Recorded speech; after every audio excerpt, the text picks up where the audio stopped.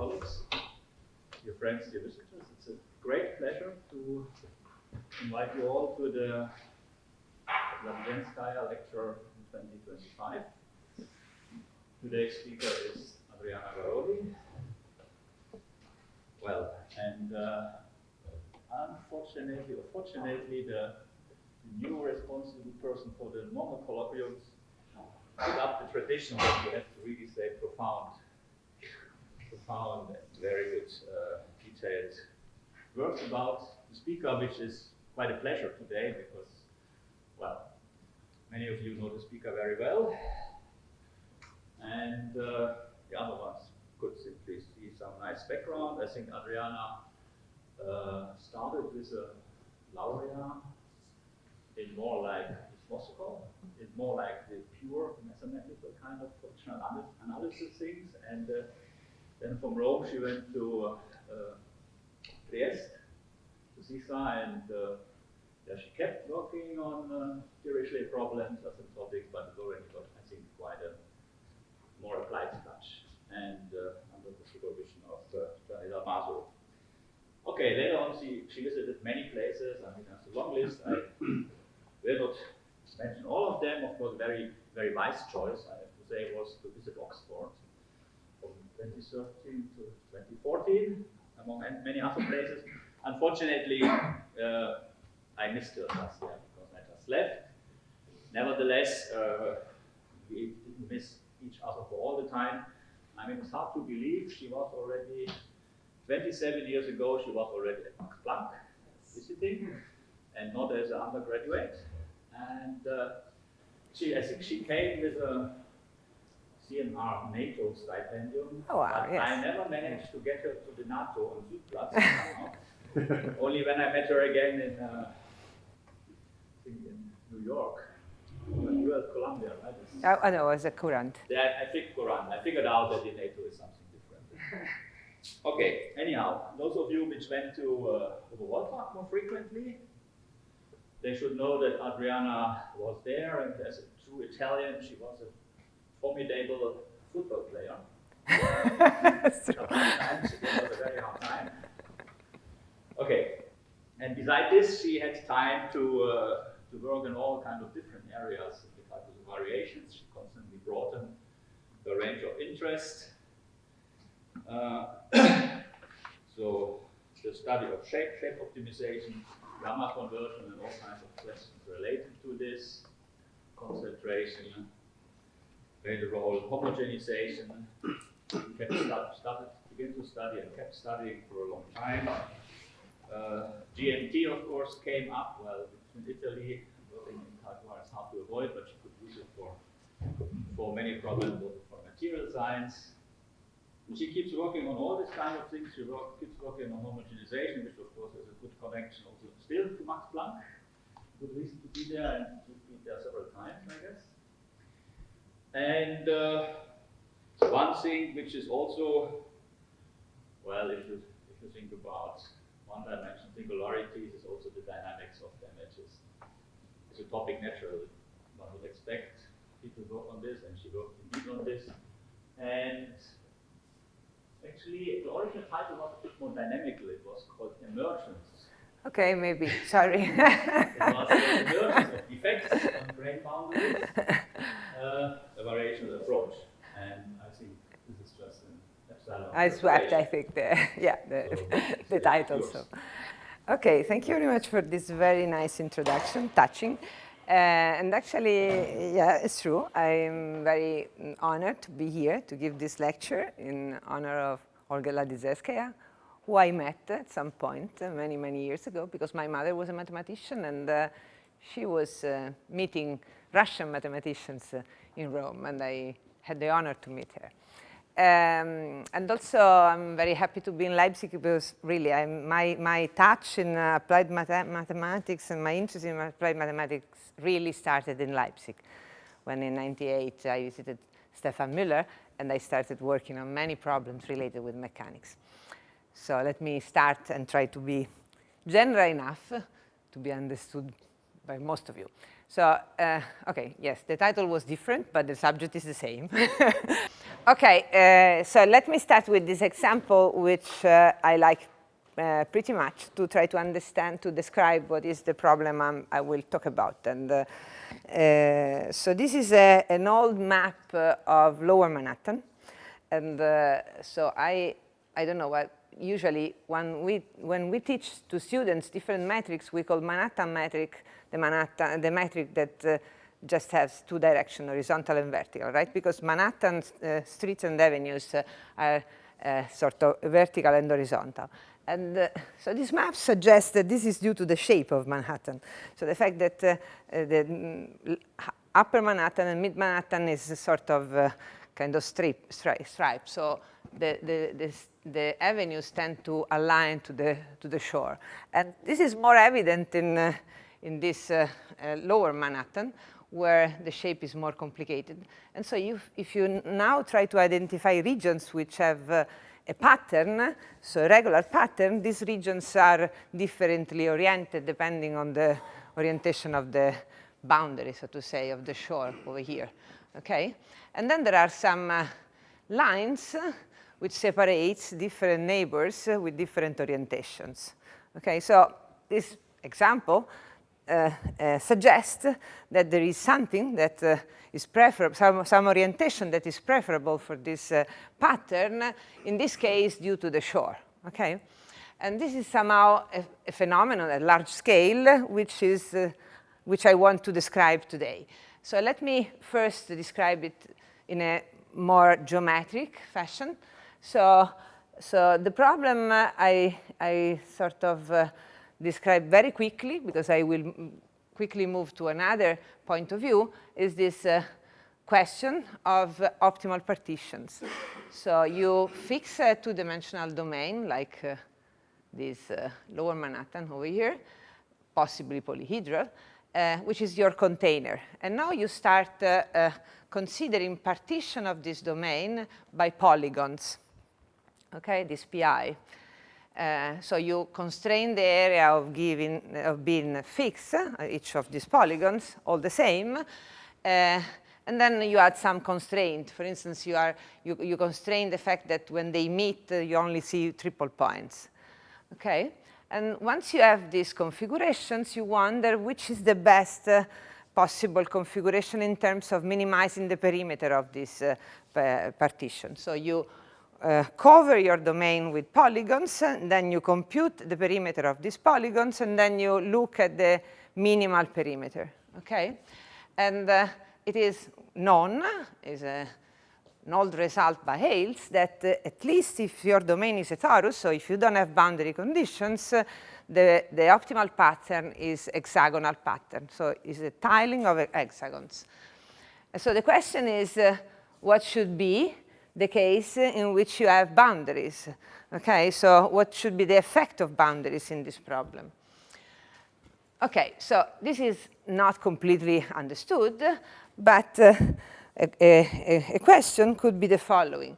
So you have your polygons, you compute the perimeter of these polygons, you subtract the perimeter of the regular hexagon, and you sum all these perimeters, and now you wonder, having a boundary, for instance, knowing that at the boundary of this box, you know that the hexagons are oriented with some given angle, theta, you wonder if, so to say, there is some energy which is due to the fact that there is a misorientation of these two patterns. So your problem is the following. You assign two different orientations on the two sides of this box, of this hexagon pattern, which is locally the optimal pattern for minimizing the perimeter. And then you wonder if there is an energy due to the fact that there is this incompatibility. Okay? And for instance, you would like to prove a lower bound which says that there is a positive energy, energy meaning a positive quantity, which is taking care of the fact that, of course, this cannot be a full hexagonal pattern because there is an incompatibility in this orientation. Okay, this is an open problem, so we don't know how to solve it. So there are some partial result by Del Nin in his PhD thesis, and Giovanni Alberti and others has been working on this subject for many years. This problem, which is completely geometric, so you have a partition, you minimize the perimeter, and you look for optimal configurations once you have boundary conditions, for instance, is appearing in many other situations. So first of all, let me concentrate a second on this picture over here, which will be presented in the next slides again. So you see here a stripe of hexagonal, almost hexagonal pattern with some defects.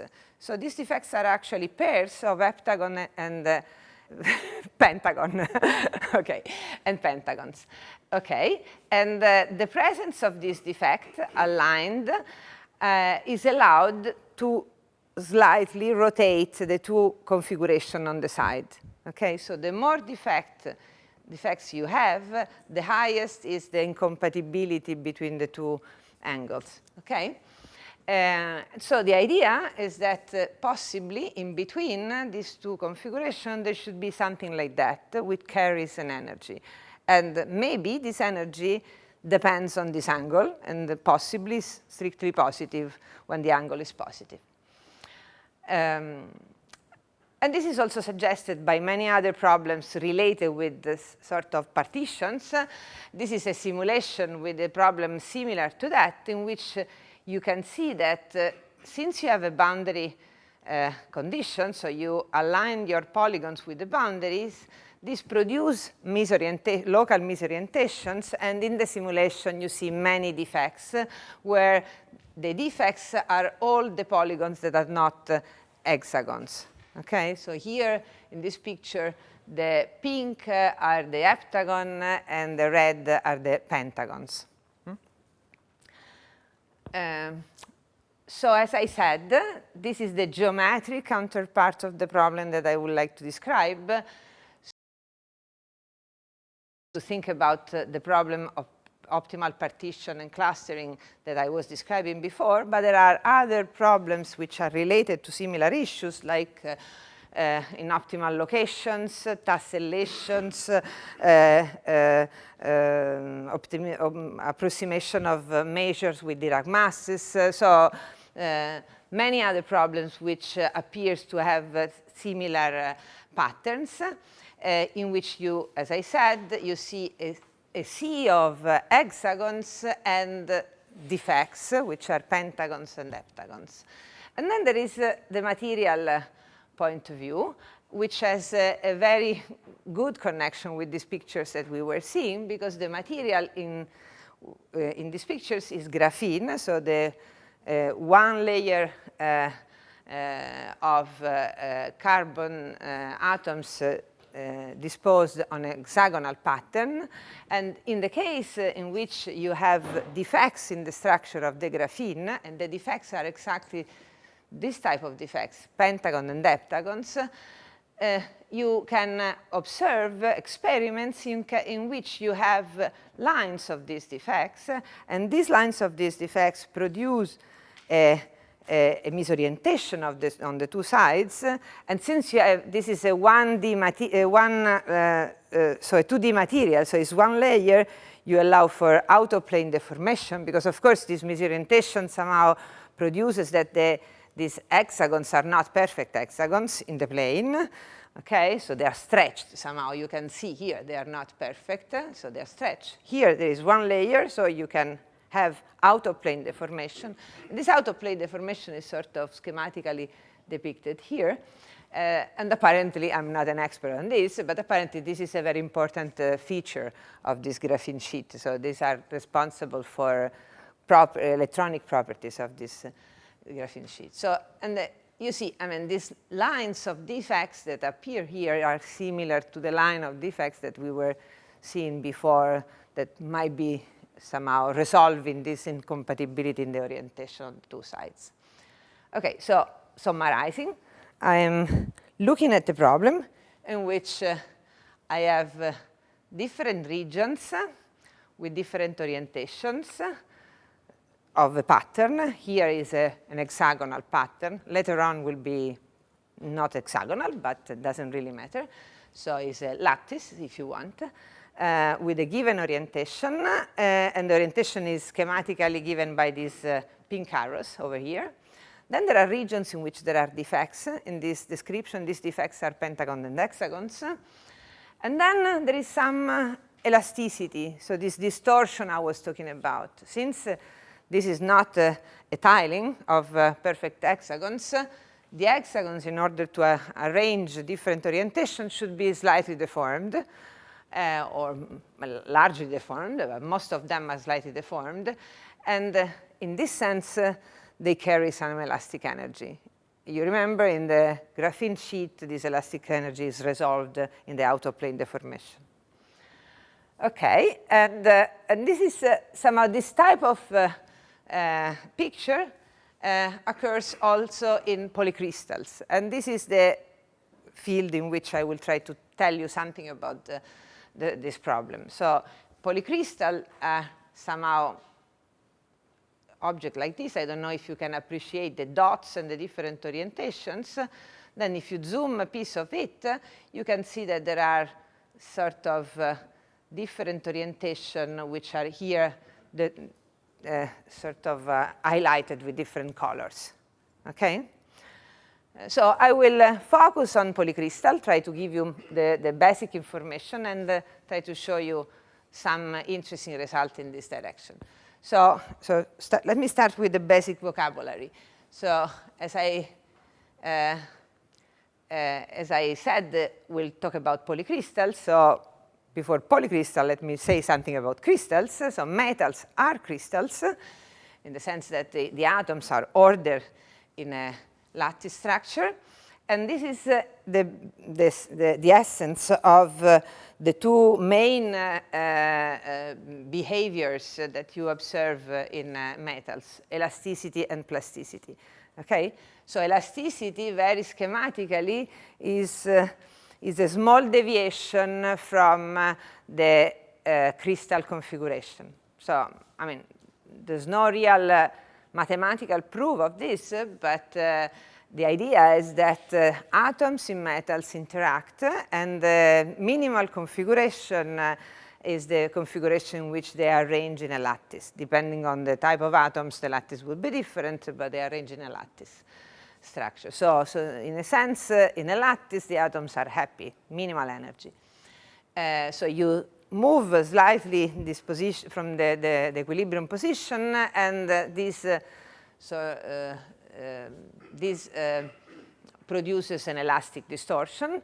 It carries an energy, and it releases the same energy when you unload the body. So if you unload the body, the atoms go back to the original configuration, minimal energy. Okay? So this is different from what happens in the plastic deformation. So you increase the load, and when the load is high enough, so you exceed a given threshold, so these atoms move in special directions which are lattice preserving. So this is schematically drawn over here, right? And this is responsible for an effect which we call plastic deformation. So if you unload the body, so you remove the force, you release some elastic energy, but not the whole deformation, because the only elastic energy you release is the elastic energy due to the fact that the surrounding atoms are not arranged in a perfect lattice. But you have changed your neighbors. So when you release the energy, you end up with a staircase, which is your permanent deformation. Okay? Crystal for a metal, bit schematically. So why polycrystals? Because this crystallization, so this being happy in an environment, in a periodic environment, is a local effect. Okay? So this happens with different orientation in different parts of the body, and so metals at larger scale, well, which is not too large because these are nanometers, occur to be pieces of crystals with different orientation. This is what we call polycrystals. and these different orientations are separated with some boundaries, and these boundaries are what we call grain boundaries. Okay, so okay, as we were saying, these atoms are happy if they see around them a periodic structure. So, so when an atom sits at this boundary, is not that happy. So its energy is higher because it doesn't see around enough periodicity, or doesn't see the lattice around him. And so in a sense, this is the idea behind the fact that there should be some extra energy carried by these boundaries, which we call the surface tension. Okay? So from now on, my problem, as my pictures will always be two-dimensional, so my domain will be a two-dimensional domain. So my grain boundaries will be lines separating regions with different orientations. And my surface tension, so this energy which is due to this incompatibility on the two sides, will be some energy proportional to the length of this boundary. So H1 is the one-dimensional Hausdorff measure. So is the length of gamma. Okay? Okay, a model which assign an energy which is proportional to the length to this type of configurations, we call it a sharp interface model. So a model in which you summarize the effect of the unhappiness of the atoms around the boundary with some one-dimensional or two-dimensional, depending on the situation, energy. And so a sharp interface model for grain boundaries will be, in general, something like that. So a configuration will be a domain, two-dimensional domain, divided, so partitioned in sets, okay? And then there will be the boundaries of these sets, this red line over here, which will represent my grain boundary. And then each set will be labeled with a rotation, R1, R2, and R3, okay?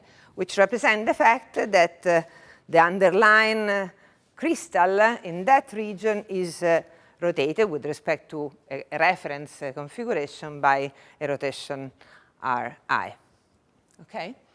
So this is the configuration.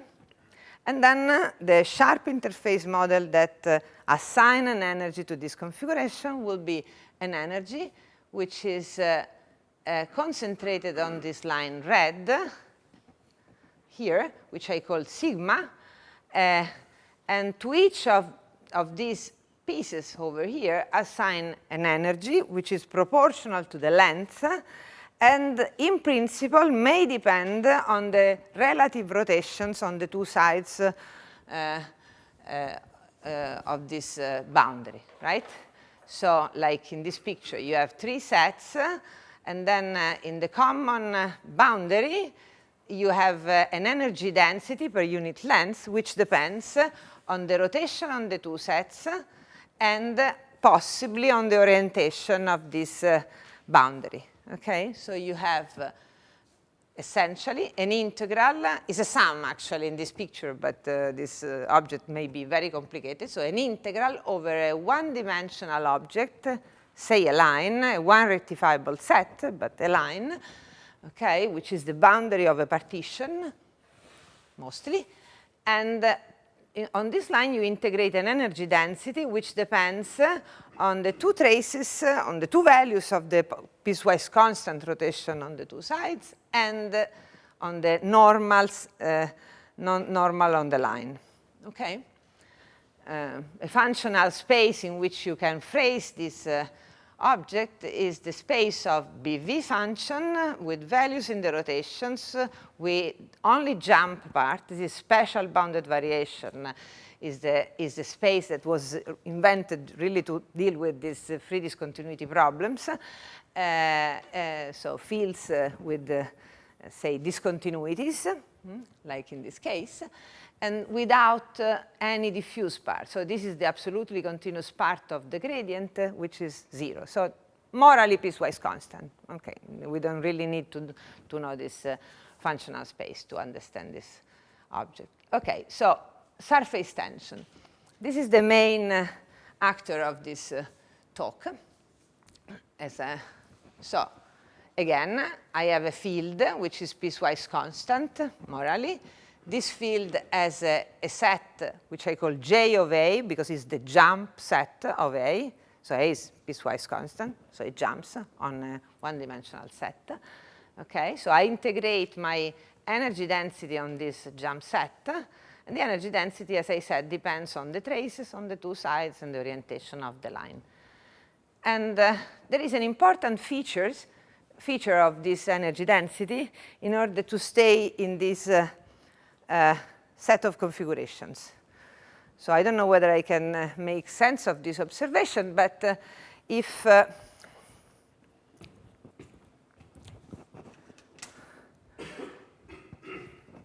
so I have, suppose that my function depends only on the, say, on the difference between the angles of these rotations, right?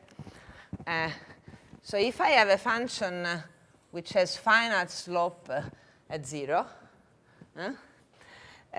so if this is my phi, then I can produce a configuration, say one-dimensional, say that omega is one-dimensional, a configuration with many small jumps, okay? Okay, so going from one given rotation to another given rotation with many small jumps, okay? And I would pay an energy which is, so I would, this configuration would have finite energy somehow, and I would produce a diffuse field taking values in the rotations with finite energy. So what I'm trying to say is that an energy which has finite slope at 0 doesn't stay in this configuration. So if I take a minimizing sequence, for instance, I have a risk that a minimizing sequence, even though it's compact, because the number of jumps somehow is controlled, can approach something which is diffuse instead of being a partition. Okay, so minimizing sequences for an energy like that are not going to the right type of configuration if the slope at 0 is not infinite. Okay? If the slope at 0 is infinite, you stay in this type of configuration. So this is a well posed, from the point of view of minimization, problem if the function phi has this property at 0. Okay? This is called in this context BV elasticity, which is the property that guarantees that this energy is lower semi-continuous with respect to the L1 convergence of these fields. Okay, so can we hope for this behavior? So can we have a meaningful, say, energy density from the point of view of application that has this property? Well, this is somehow, the answer to this problem is positive in a sense, and this is suggested by a well-known theory, which goes back to the 50s when people were, in mechanics, were studying just this problem. I mean, the problem of how to do incompatibilities are resolved in a crystal, okay? So what should be the energy of such an interface?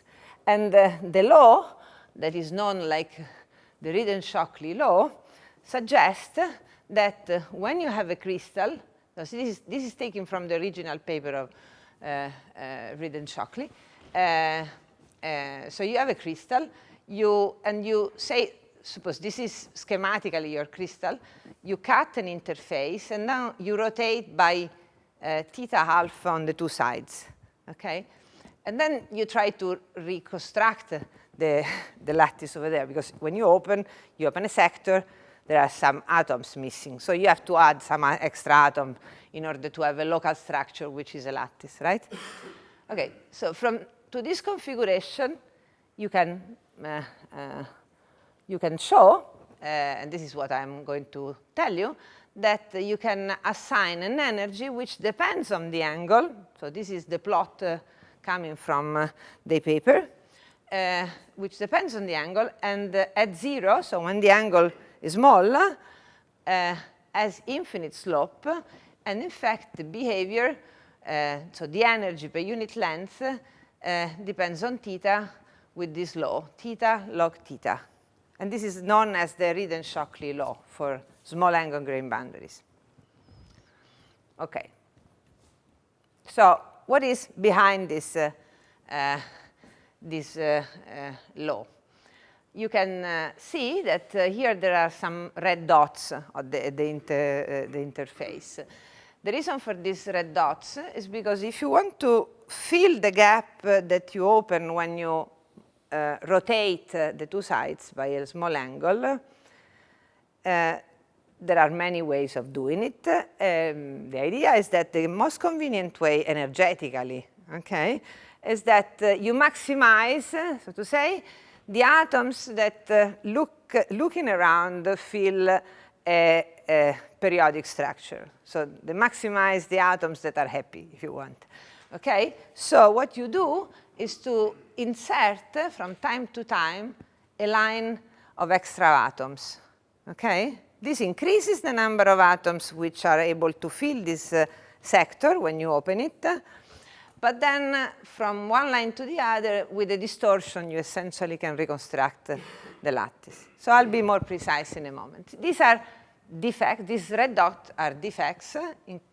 And these defects are the ones that emerge at the boundaries in my original title, are called dislocations. OK, this is a magnification of that picture. So as you see, there is a, so you distort your lattice. Then you insert another line over here, and then you go on distorting a little bit, and so on and so forth.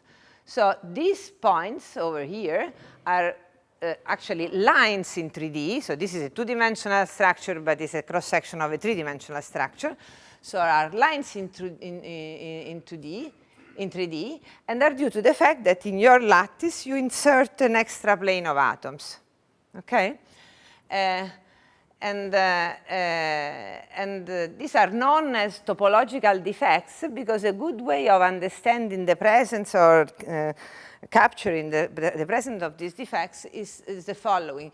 You take your domain with possibly a defect, you draw a circuit around this defect, you do the same thing in a reference configuration, so in a perfect crystal. If there is a defect, there is a counting that is not which gives you a reminder, and the reminder is depicted in the fact that the circuit in the reference configuration is not a closed circuit. So there is an extra step or a step missing, depending on how you draw it, and this extra step is a vector of the lattice, the reference configuration, and is called the Burger's vector of this defect. So to say, this is a topological defect. I will be more clear in a minute with this topological word, but it's a topological defect which carries a multiplicity, and this multiplicity is this Burger's vector, which gives some information about the kinematic of this defect. Okay, so why do I have this picture over here? This picture is a picture of Vito Volterra. He was an Italian mathematician at some point in my department. And he was the first mathematician really dealing with the dislocations rigorously. In fact, these pictures over here are taken from his paper of 09 is 1909, of course.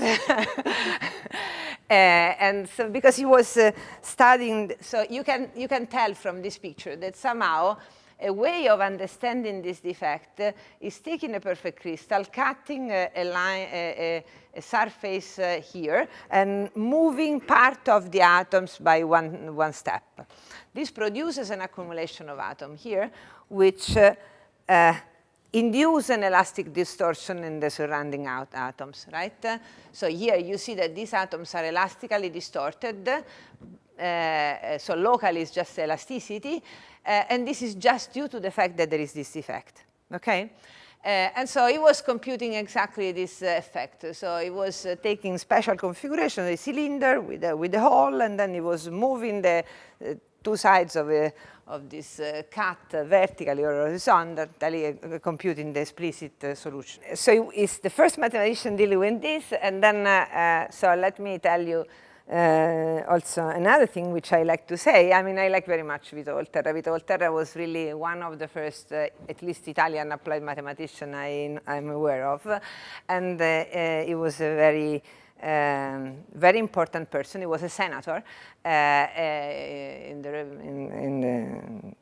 the Senate, so there was no republic at the time, but he was a senator, and he was Jewish, and at some point Mussolini asked all the academics to sign so their fidelity to fascism, and whoever didn't sign was fired. And he was one of the 12 academic professor that didn't sign this document, and he was fired.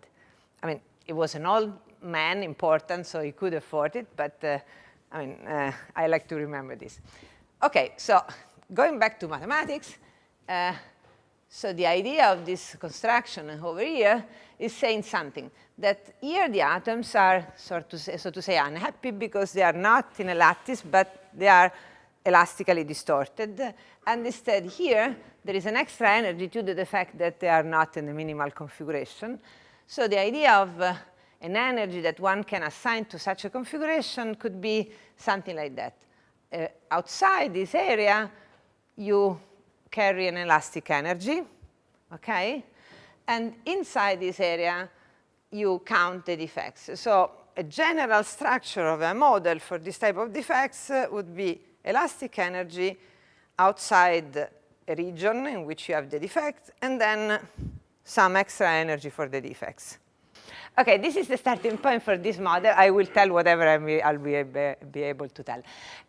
Of this model, which I studied recently and which I like very much, by Stefan Luckhaus and his student Gianluca Lauteri. So let me describe it in a way that probably Stefan will disagree with, but this is the way I understood it. Okay, it's a two-dimensional model. You have your domain, which is your body, and then you have two unknowns, so two variables. So one is the local deformation. So in this very vague picture, as I said, you have a defect. Outside the defect, you have a distorted lattice. You map your distorted lattice with an affine map on a perfect lattice. And so in a discrete world, this would be a piecewise constant metric field. Then you are working in a continuum, so you sort of go directly to continuum maps from omega to 2x2 matrices. Okay, so this is the local distortion. And then there is a problem, because this identification can be done if you are outside these dots where you don't know what to do. Okay, so there is a set which you call S, which carries the incompatibilities of this field A. And now if you remember this picture with the circulation, you realize that in this picture with the circulation, what you are saying is that locally your deformation is a gradient, but this is not true globally. So if you go around with your deformation, you end up with an extra step, which is the circulation of your field. So essentially, this red dot over here carries some curl of this field A. Okay? So this set S is a set that contains the support of this curl, which is the curl computed distributionally. Okay? So these are the two main objects. And then this structure over here, elastic and core energy, is translated in terms of these two variables. So the first term is an integral of a quadratic energy in this field A, just to take the easiest one, and this quadratic with the invariance, which is natural because, of course, your problem is framing different. So if you rotate A, you should see the same energy. So the easiest one is the distance squared from rotations of your field A. And, but this is done outside an epsilon neighborhood of this set of incompatibilities. And then the core is given by the area of this epsilon neighborhood of the incompatibility. So in this picture, you have incompatibility. So this is a real crystal. You take your incompatibilities, which are these extra lines that we were seeing before. You cover with some orange set.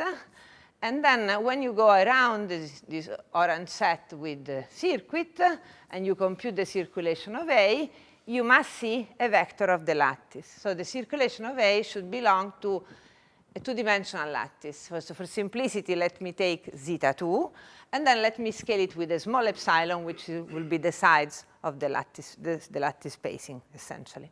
Okay? So this is the energy.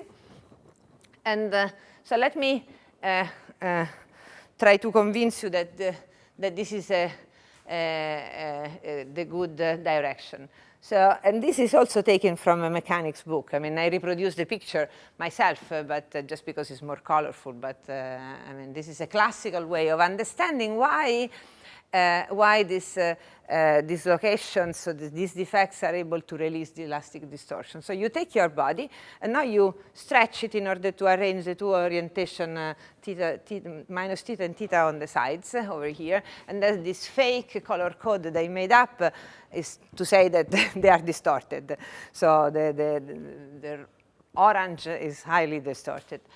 Okay, so far from being squares. And now you understand that if you slide some of the lines on the horizontal directions, you can release a little bit of energy because somehow the atoms here are happier. Then there is a concentration of distortion due to the fact that you accumulate extra lines, right? And then you continue to do that. And then you end up with this sort of staircase in which, again, here you have a staircase. Then you have some elastic energy in order to arrange the deformation in the interface. But it's sort of quite localized. And then on the side, you really have a sort of rigid rotation, okay? Which goes in the direction of a sharp interface model, because in the sharp interface model, we want a rotation, constant rotation, and an interface.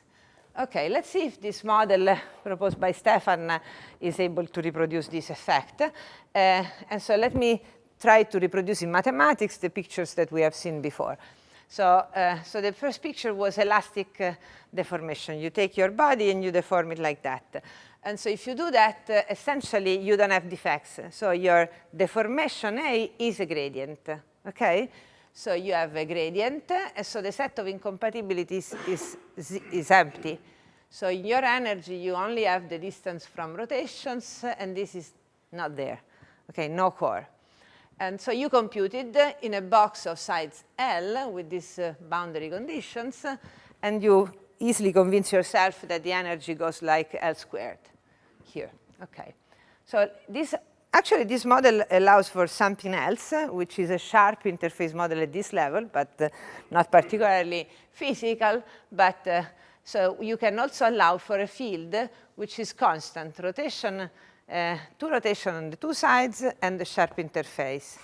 Okay, here the incompatibilities, instead of being points like we have seen in this picture, is the whole line. Okay, is the jump between these two fields. This because two constant rotation, they never produce a gradient. So gradient, the set of rotations is a rigid set in terms of gradients. So if you have a piecewise constant field, this is never a gradient of something. with values in the rotations, okay? So this means that the set of incompatibilities is the whole line. So this is not there because it's always in the rotations, A. And instead, this quantity gives you lambda epsilon, which is the width of this neighborhood, and L, which is the length of this line. So now it's better than before, no? Because L is the scale of a length. So we want an energy which goes like a line energy. And then this is telling you that it scales with epsilon, with this energy. So let's see if instead we can reproduce the Reed-Shockley behavior.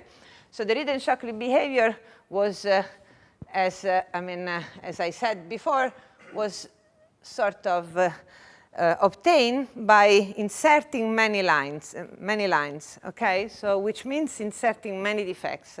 So you want this curl to be sum of Dirac masses, which in the picture of inserting lines would correspond to have a staircase configuration for your crystal. And then you rotate it, and then you glue elastically the vertical sides, and you keep these steps. Okay, so let's compute the energy. So you have a quadratic energy. Suppose that you have a field with a Dirac mass at 0, okay, only one. And this is very easy to understand, because this is the classical example that we teach in calculus 2, whatever, I don't know, in Italy it's analysis 2. So the classical one form which is close but not exact, as a singularity at 0, as a non-trivial circulation, so 2 pi, circulation 2 pi around 0, and the singularity is of the form 1 over mod x, okay? And so it's not square integrable.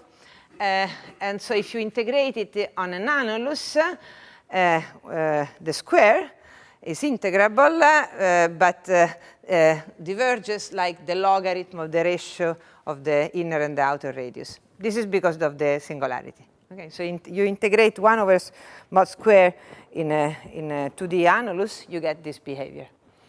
And so the energy in this annulus is the square of the multiplicity, because the energy is quadratic, and the logarithm of these two, of the ratio between these two radii, the inner and the outer. So let's see what happens if you insert a periodic array of defects in order to cover this sector, as I was saying, of side due to the fact that you open by an angle theta. Okay, theta is small, so the sector over here has length L times theta. Every time you insert a defect, you insert a step by epsilon. So you insert n defects so that n times epsilon is exactly this length, right? So you need to do this staircase. So this tells you how much distance there is between these two defects. So this tells you how big can you take this outer radius in order to compute the energy of each of them. So you put all together n defects, epsilon squared is the multiplicity that you put in front. The logarithm of the ratio is epsilon over theta, which is the length, the distance between two defects, and lambda theta, which is the inner radius. And so you substitute n, you compute it, and you get the Reed-Shockley law. L, which is the length, epsilon, which is the scale we should get rid of, and theta log theta, which is the behavior of the Reed-Shockley law for small angles. Okay, and this is exactly the content of this very nice paper by Stefan. So you take this energy, okay, in a box, length L, you assign symmetric boundary condition theta minus theta at the boundary, you scale by epsilon, you take the limit of the minimizer with this boundary condition, and you prove that from below and above you have exactly this behavior. So the computation that we were seeing before was a sort of suggestion that this is the right behavior, and this is a proof. So the proof contains an upper bound, which is a bit more subtle than the one we were showing before, because the one we were showing before was a lower bound, no? Because we just compute the energy in part of the domain. Okay, so you have to construct a field which gives you the right bound also from above. So a competitor for this minimization. And the very difficult part is the lower bound, which contains many ideas and very deep and powerful ideas. So this was the starting point of the analysis that we have been performing with a student of mine, Martino Fortuna, and Emanuele Spadaro, in this paper. So I'll try to be kind of schematic in this. What we do is try to understand how robust is this set of many ideas that are contained in this paper by Stefan. And the test for us was to try to see what is the asymptotic behavior of this energy I was describing, not only in the case of boundary condition with symmetric theta and minus theta, but in a more general situation. So the way we understand this robustness is to see whether, from the minimization point of view, with other type of conditions, the energy proposed by Stefan is able to reproduce a sharp interface model like the one I was proposing at the beginning. And this is the case. So the first important observation, I will be more precise in a minute, is to see that, so first of all, let me get rid of this set S, minimizing with respect to all possible sets that contain the support of A. So I have just an energy that depends on this deformation. So the first information is to see whether sequences with equibounded energy are compact in some sense. Okay, this is looks like a very technical question. I will be more precise in a minute. But this is to exploit the so-called direct method of calculus of variation. So everybody knows the Weierstrass theorem that guarantees existence of minimizers. Okay, the first step is to take a minimizing sequence and show that this minimizing sequence is compact. Once you know that it's compact, if you have a continuous function, or from the point of view of minimizers, a lower semi-continuous function, you are done. Okay, so the important feature for a sequence of energy that you want to be a good model for a limiting energy is to show that the sequence of equibounded energy are compact because you have in mind minimizers. Okay, sequence of minimizers. And the compactness gives you a limit set of configuration, which should be the hint that your energy is doing the right thing. And this is the case.